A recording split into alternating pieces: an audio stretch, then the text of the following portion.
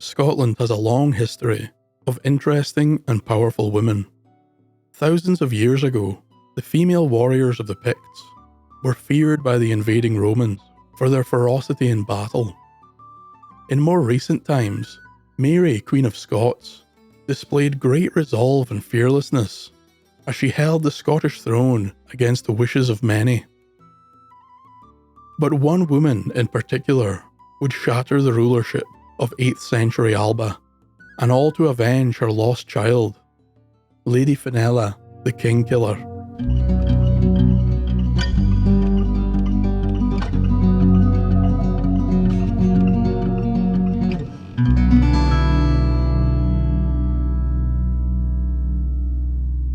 The Lady Finella was born in the year 950.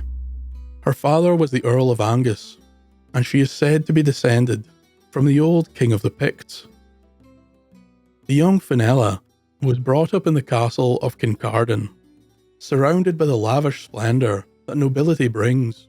When she came of age, the Earl's daughter married the Mormer or steward of the Mearns, a province east of Angus. Her noble lineage and marriage gave Finella an extremely high status in the new kingdom of Alba, so much so that she would frequently attend feasts and gatherings at the behest of the then King Kenneth II of Alba. In those early days, Lady Finella and the King had quite a close relationship. They would frequently go on hunting trips together, and Kenneth would journey to Kincardine Castle from time to time in order to visit the family. The person that changed all of this was the son of Finella. He too was raised in the castle and driven to excess. By the time the boy was a teenager, he had become a terror to the local people and to his own family. The boy would drink and feast at every opportunity. He was loud, offensive, and violent. It did not take long for all except his mother to detest the boy. Then on one day, the son went too far. He and his drunken friends stole gold and family heirlooms from his grandfather's castle, which he then sold or lost. The Earl of Angus was furious, but pleas from his beloved daughter stayed his hand. He was at a loss, and so sought help from a powerful friend, Kenneth, King of Alba. At once, the king ordered the boy to appear before him, where he would receive a punishment befitting his crime. The son of Finella outright refused the king's order. He decided that he would not meet the ruler of Alba, and instead would travel with his friends. This was to be the boy's greatest mistake. Such an offence to the crown could not be overlooked. Kenneth sent his son Malcolm to find the boy and enact the king's justice. The boy was found by Malcolm in a small wood south of Aberdeen, and executed there on the spot. Finella was destroyed by the news of her son's death. It was as if her very heart had been torn out.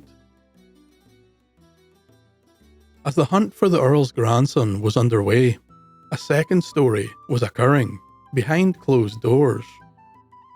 But in order to tell it properly, I must first inform you of the law of succession in Alba. You see, in those days, the throne did not pass from father to son. The king's successor would be selected from all the adult male descendants of the previous kings. This system was a mix of tanistry and lateral succession. It meant that no child could be left with the throne, and the country would not be subjected to the rule of a regent. Also, the crown would stay within the original bloodline. When it came time for a king to pass down the crown, a group of nobles and clan chiefs would vote for the descendant they wished to rule Alba. As you can imagine, this led to many feuds and disputes throughout the years. The year that Finella's son died, there were only 2 contenders for the throne. The first was Malcolm, son of the reigning king, and the second was Constantine, the king's cousin. Unfortunately for Constantine, Malcolm was by far the favourite, since he had the full support of his father, and many knew it was not wise for a chief or noble to go against the king's wishes. The only way for Constantine to take the throne was for Kenneth to die. Without a ruling king, the chiefs would side with him, Constantine being the older and far more experienced ruler than the young Malcolm. Yet Kenneth was no fool. He knew how much his cousin coveted the throne, and the lengths he would go in order to take it. What Constantine needed was an accomplice, someone who was trusted by Kenneth, someone who he would never expect, someone who had a grudge to settle. Within mere days of hearing the news that the grandson of the Earl of Angus had been executed on the king's orders, Constantine headed with all haste to Kincardine. There he would meet with Finella, and the pair would conspire to kill the king. Finella now felt a deep hatred for the man she once called friend. It was on his orders her son had died, and more than that, it was by the sword of Malcolm that her beloved child was murdered. In spite of her feelings about the fate of her son, Finella presented a cheerful and loving countenance towards the king.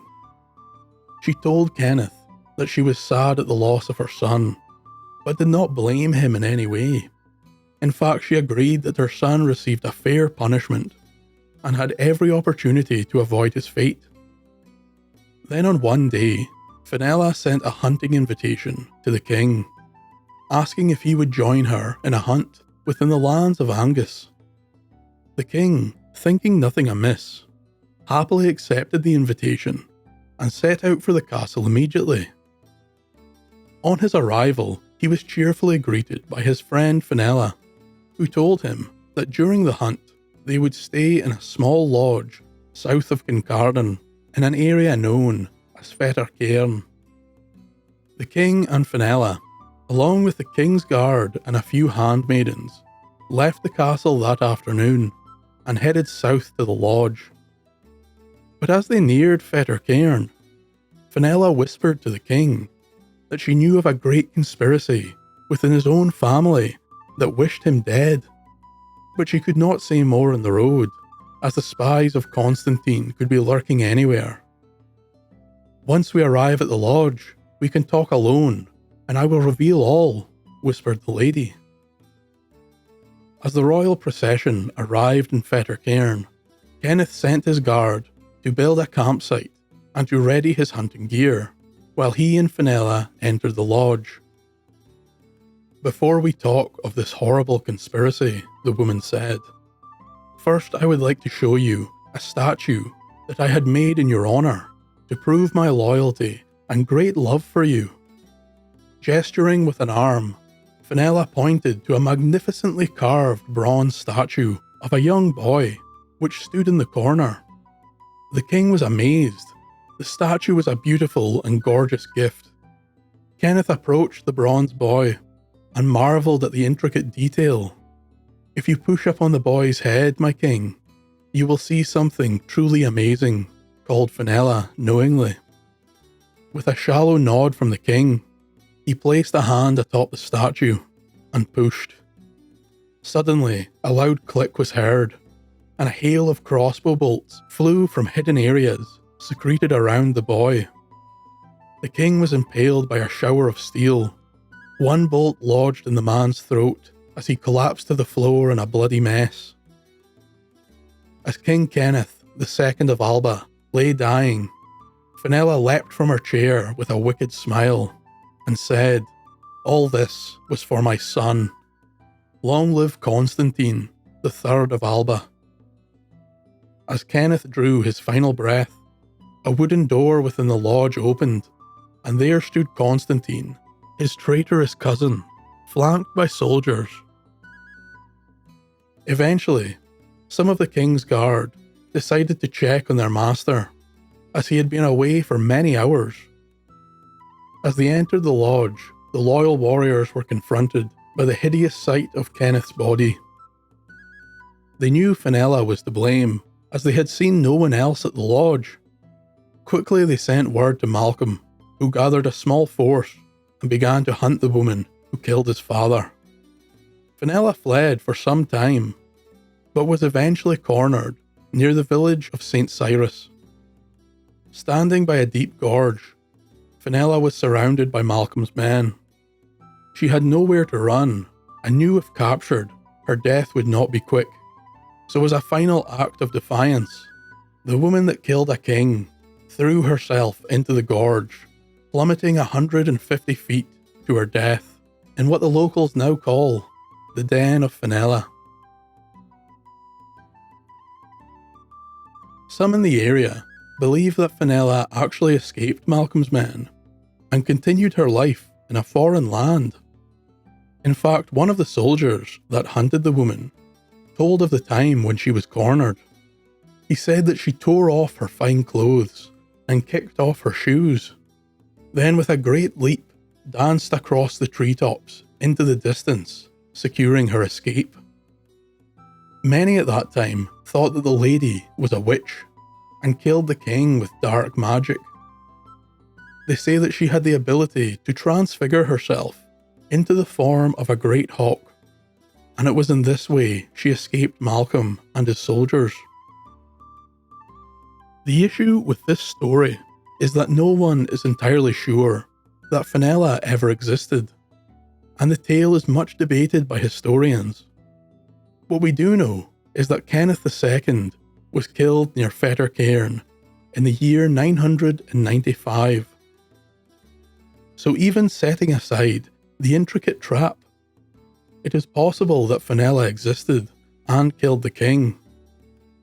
Many in the realms of history and folklore suggest that Finella was perhaps a representation of a political faction that stood against Kenneth, or that she represented the indigenous Pictish clans who were betrayed by Kenneth's ancestors over a century before this story takes place.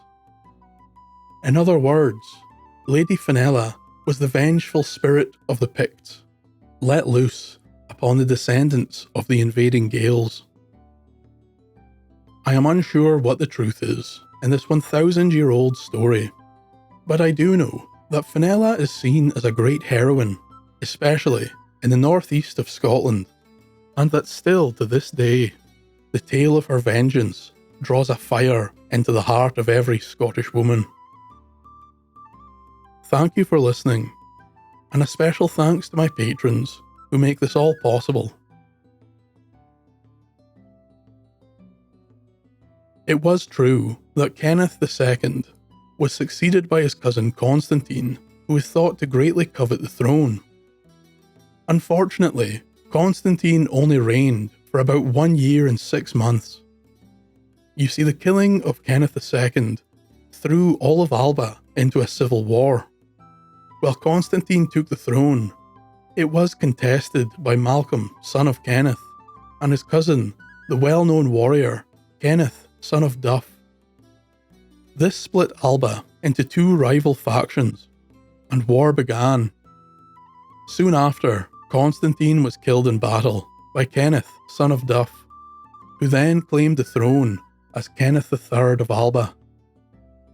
Unfortunately for Kenneth III, he was ironically betrayed and killed by Kenneth II's son, Malcolm, who eventually took the throne of Alba in the year 1005.